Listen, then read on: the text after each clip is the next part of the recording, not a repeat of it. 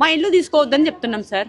మేము గరీబ్ వాళ్ళము, ఎన్ని 100 సంవత్సరాల నుంచి ఉన్నాం. మా తాత ముత్తాతల పెద్దవాళ్ళది మేము సంపాదించిన ఆస్తి కాదు ఇది. వీడొచ్చి ఇప్పుడు తీసుకుంటా అంటే మేము ఎక్కడ పోవాలి? మేము రోడ్డు మీద పోవాలనా? చిన్న చిన్న పిల్లలు ఉన్నారు, మేము కట్టుకున్నాము, ఏడిపోవాలి ఇప్పుడు? కాంపెన్సేషన్ నష్టపరిహారం ఇస్తారంట. నష్టపరిహారం ఏమి ఇస్తాడు మాకు? ఏమి ఇస్తాడు మాకు? ఇదే ఏరియాలో మాకు మా జగ ఎంత ఉందో అంత ఇవ్వండి, కట్టి ఇవ్వండి. మా ఇల్లు ఇప్పుడు 3 ఫ్లోర్లు ఉంది, కట్టి ఇమ్మనండి. ఇస్తాడా నష్టపరిహారం? ఒక్క బిల్డింగ్ అయినా మీకు ఇంకెక్కడన్నా భూములు? ఎక్కడా లేదు, ఇది కూడా మా పెద్దోళ్ళది పెట్టింది, మాది కాదు. కేసీఆర్ ఉన్నప్పుడు చాలా బాగుండే, మాకేం పరేషాన్ కాలేదు, చాలా బాగుండే. ఈయన వచ్చినప్పటి నుంచి సంవత్సరం నుంచి పరేషాన్ చేస్తుండు. ఇక్కడ వద్దు ఉస్మానియా అని చాలా ధర్నా చేసినాము, అయినా ఇన్లేదు. మళ్ళీ ఇప్పుడు ఇది అంటుండు, మా ఇల్లు తీసుకుంటా అంటుండు. మేము గరీబ్ వాళ్ళం సార్, ఎక్కడ పోవాలి?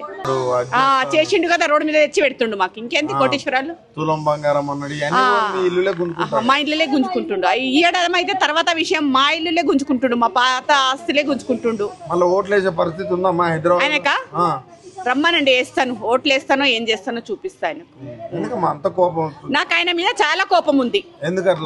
ఆయన వస్తే ఏం చేస్తానో నాకు తెలియదు, అంత కోపం ఉంది. ఎందుకంటే లేనిది ఇక్కడ పెడుతుండు. ఉస్మానియా ఈ బస్తీలో ఉండే అవసరమా ఆయనకు? వేరే జగ లేకుండేనా? పెట్ల పురస్కారం ఉండే కదా, పోలీస్ అకాడమీ ఆడ పెట్టవచ్చు కదా.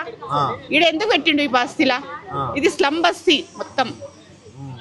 ఈడ తెచ్చి ఈడ పెట్టిండు. ట్రాఫిక్ ఇబ్బంది లేకుండా ఇల్లు లేపేస్తామని అంటారు. ఇట్లా ఇల్లు పేదోళ్ళ ఇల్లు కూడా కొడితే ఏమొస్తుందమ్మా? ఆయనకు తెలియాలి అది.